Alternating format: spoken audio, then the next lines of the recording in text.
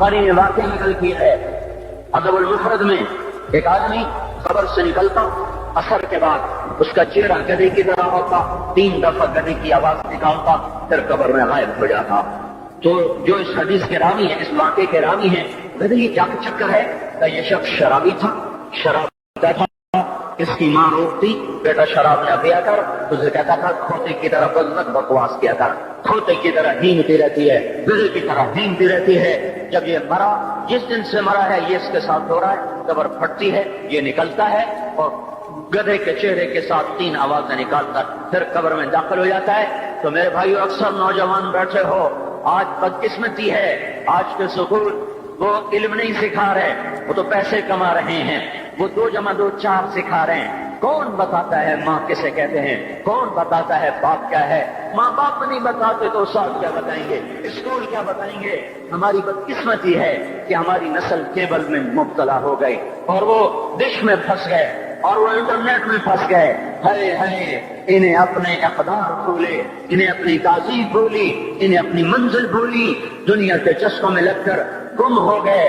اور یہی سب کچھ نہیں ہے تو میرے بھائیو، یہ موقع ہے آج، یہ موقع ہے آج، کوئی ہے تو توبہ کرے۔ تیسرا آدمی جس کی آج بھی بخشش نہیں ہے وہ ہے جو دل میں کسی کے لیے ویر رکھتا ہو، ویر، بغض، ایک رنجش کسی سے بھی ہو جاتی، ایک ویر رکھنا، ویر، بغض پالنا، اللہ تعالیٰ اس کو آج بھی نہیں معاف کرے گا۔ چوتھا آدمی جو ماں اور باپ سے جو رشتے بنتے ہیں، خالہ، نانی، ماموں، یہ ماں کے رشتے ہیں۔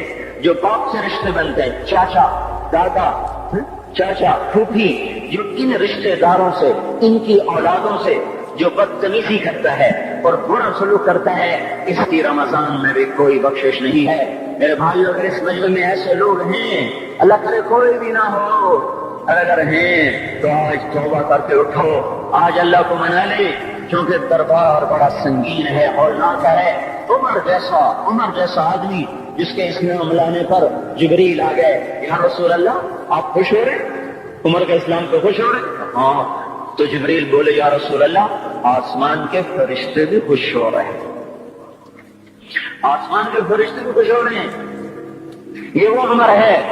عرفات کے میدان میں آپ نے فرمایا، اس وقت میرا اللہ میرے صحابہ پہ فخر کر رہا ہے اور عمر بن خطاب پہ خاص طور پہ فخر کر رہا ہے۔ یہ وہ عمر ہے۔ آپ نے فرمایا میرے بعد کوئی نبی ہوتا تو عمر ہوتا، یہ وہ عمر ہے۔ آپ نے فرمایا میرے 2 وزیر زمین میں، 2 آسمان میں، ابو بکر، عمر، میرے زمین کے وزیر، جبرائیل، میکائیل، میرے آسمان کے وزیر۔ اور ایک دفعہ مسجد میں داخل ہوئے، آپ کے دائیں طرف ابو بکر تھے، بائیں طرف عمر تھے، تو آپ نے فرمایا جب قیامت کا دن ہوگا تو اس طرح ہم قبروں سے اٹھیں گے، میرے دائیں طرف سے ابو بکر اٹھے گا، میرے بائیں طرف سے عمر اٹھے گا۔ یہ وہ عمر ہے۔ 22 لاکھ مربع میل میں اسلام پھیلایا، کتے بھی کہتے تھے ہائے ہائے، کوئی کہاں سے ایسا عدل لائے گا۔ مدینے کی مسجد میں بیٹھ کے روتے تھے کہ یا اللہ،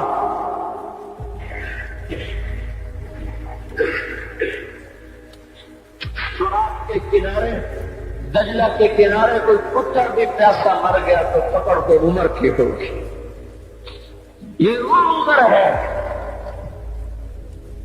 رات کو گشت میں نکلے، اپنے غلام اسلم کو لے کر، ایک بدو بڑھیا، بچے رو رہے، ان کا بڑھیا کیا کر رہے؟ یہ بچے کیوں رو رہے؟ کیا یہ بھوک سے رو رہے؟ کہانی میں کیا ہے؟ کچھ بھی نہیں ہے، پانی رکھا ہوا ہے طرف، جو کہ گھر میں کچھ نہیں ہے، تو ان کو بہلا نہیں ہو کہ روتے روتے سو جائیں گے۔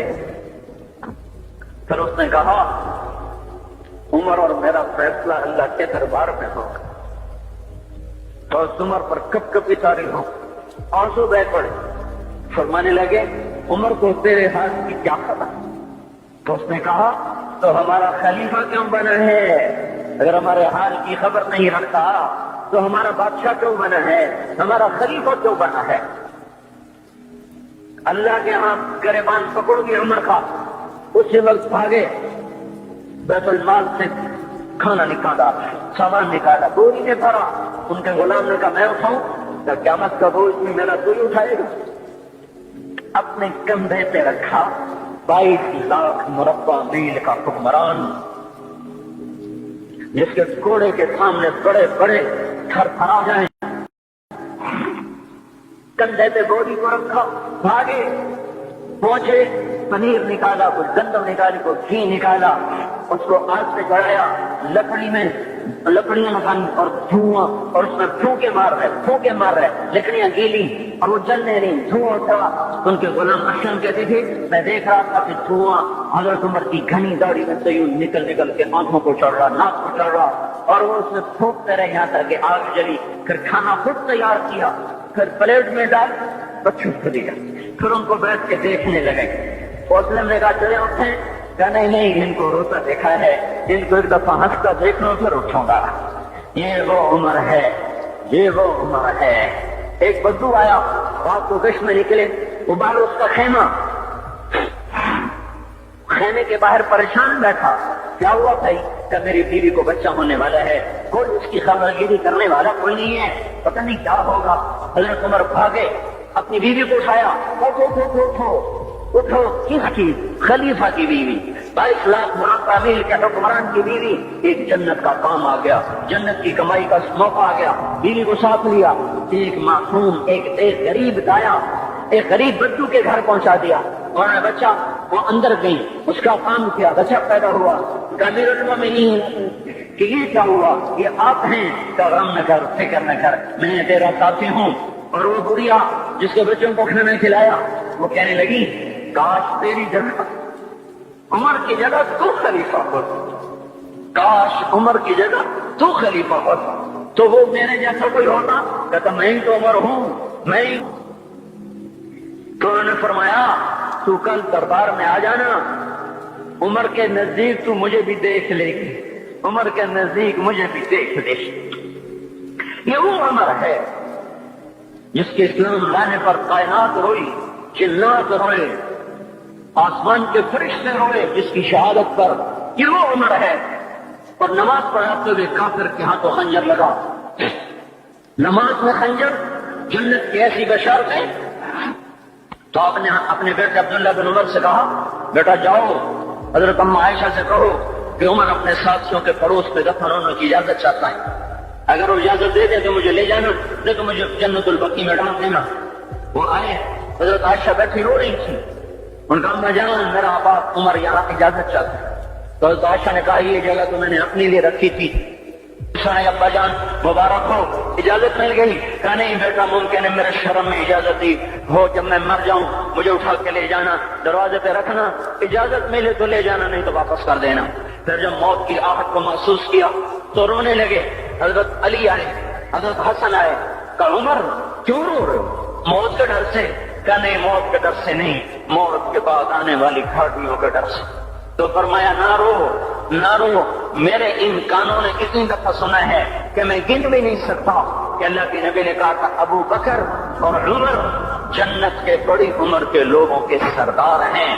تو عمر اور رونے لگے. کہا تو گواہی دے گا ابو الحسن، میری جنت کی گواہی دے گا قیامت کے دن؟ آپ نے کہا میں نہیں، میں دے دوں گا، میرا یہ بیٹا حسن بھی گواہی دے گا کہ اللہ کے نبی نے یہ بات فرمائی تھی. اتنی خوشخبریاں مل گئی. پھر فرمایا اپنے بیٹے سے بیٹا میرا سر زمین پہ رکھ دے. گود میں تھا، انہوں نے زمین پہ رکھنے کی بجائے پنڈلی پہ رکھ دیا، پنڈلی پہ. انہوں نے پھر فرمایا بیٹا میں کہہ رہا ہوں زمین پہ رکھ دے. انہوں نے زمین پہ رکھ دیا تو اپنا چہرہ یوں مٹی میں ڈال اس طرح ایسے، اور اپنی دانت اپنی ناک یوں زمین میں ایسے ایسے رگڑ رہے اور کیا کہہ رہے ویل لک یا عمر ان لم یغفر لک ربک، اے عمر اللہ تیرے رب نے تجھے معاف نہ کیا تو ہلاک ہو جائے گا. یہ تو معاف ہو چکا ہے. پھر ایسا ڈر ہے. اور طارق جمیل کو تو پتہ نہیں ہے، عبد الرحمان اسلم اکرم کو تو پتہ نہیں ہے، شہید بلال کو پتہ نہیں ہے، کسی کو پتہ نہیں ہے کہ کیا ہوگا. کچھ پتہ نہیں. زینب فاطمہ سمیہ کو کچھ پتہ نہیں ہے کہ کیا ہوگا. فاطمہ کو تو پتہ ہے پھر بھی کب کب آتی ہیں. خدیجہ عائشہ کو پتہ ہے. حضرت عائشہ محبوب ترین بیوی ہیں. جب انتقال کا وقت آیا تو اتنا روئی کہ چنی ساری آنسوں سے در ہو گئی. موٹی چادر تھی، بھیگ گئی آنسوں سے. عبداللہ ابن عباس آئے، عبداللہ ابن عباس آئے، کہنے لگے اماں جان آپ دور ہو رہی ہیں، آپ اللہ کے محبوب کی سب سے پیاری بیوی ہیں، آپ کا اور اب اللہ کے نبی کا کی ملاقات میں صرف موت کا پردہ حائل ہے، ادھر آپ کی روح نکلے گی، ادھر آپ اللہ کے نبی کے پاس پہنچ جائیں گی۔ فرمایا عبداللہ مجھے دھوکہ نہ دے، کاش میں پیدا ہی نہ ہوئی ہوتی، کاش میں پیدا ہی نہ ہوئی ہوتی۔ تو یہ عمر اتنی بڑی جنت لے کر گئے، اللہ کہتے کہتے جان دے دی، جان دے دی۔ جنازہ اٹھایا گیا، دروازے پہ لایا گیا، عبداللہ بن عمر دروازے پر گئے، دستک دی، کہا اماں جان میرا باپ عمر دروازے پہ حاضر ہو چکا ہے۔ حضرت عائشہ نے فرمایا لایا جائے عمر کو، مرحبا بعمر۔ چادر اٹھا کے باہر چلی گئی، قبر کھودی جا رہی۔ عبداللہ بن عباس فرماتے ہیں کسی نے میرے کندھے پہ ہاتھ رکھا، میں نے پیچھے مڑ کے دیکھا تو حضرت علی کھڑے تھے اور آنکھوں سے آنسوں کے آلہ سے سین روا تھا، وہ فرما رہے تھے عمر اللہ کی قسم مجھے پتا تھا تو یہیں دفن ہوگا، مجھے پتا تھا اس دھرتی پہ عمر کے سوا کوئی نہیں آ سکتا، کیونکہ میں نے ایک دفعہ نہیں پتہ نہیں کتنی دفعہ اللہ کے نبی کے منہ سے سنا میں اور ابو بکر اور عمر، میں اور ابو بکر اور عمر یہ بخشے ہوئے لوگ ہیں، بخشے ہوئے لوگ ہیں، اور مجھے کچھ پتہ نہیں ہے کہ میرا قول قبول ہے کہ نہیں، آپ کو کچھ پتہ نہیں ہے کہ یہ نماز یہ عمل قبول ہے کہ نہیں ہے۔ میرے بھائیوں یہ مبارک کھڑیاں جا رہی، یہ جمعہ اگلے سال آئے گا اور پورا سال ہے، پورا سال ہے، کتنے گاندھی جتنے مولا جہاں ہماری زبان کا محاورہ ہے لمبی، اگلا سال نصیب میں ہے یا نہیں ہے، اللہ کا در کھلا ہوا ہے۔ دیکھو میں ہاتھ جوڑتا ہوں، توبہ کر لو، توبہ کر لو، میرے پاس کوئی مضمون نہیں، یہ نہیں کہ میں مضمون سنا نہیں سکتا ہوں اور میں اس کے باوجود میرے پاس کوئی الفاظ نہیں، کوئی مضمون نہیں ہے، بس میں ایک فریاد کرتا ہوں بس کرو، بس کرو، بس کرو، واپس آ جاؤ، واپس آ جاؤ۔ کتنے اور گانے سننا چاہتے ہو، کتنا جھوٹ بولنا چاہتے ہو، کتنا اس تہذیب کا مذاق اڑانا چاہتے ہو، کتنا اپنے نبی کی سنتوں کو مزید ذبح کرنا چاہتے ہو۔ آ جاؤ، آج ہم توبہ کر لیں، اللہ بھی کہہ رہا ہے من تقرب الیہ تقرب من بعید، آؤ آؤ تم توبہ کرنے آؤ، میں کیا کروں گا؟ آئے ہے ماں ناراض ہو جائے یا منہ پھیر کے بیٹھ جاتی ہے،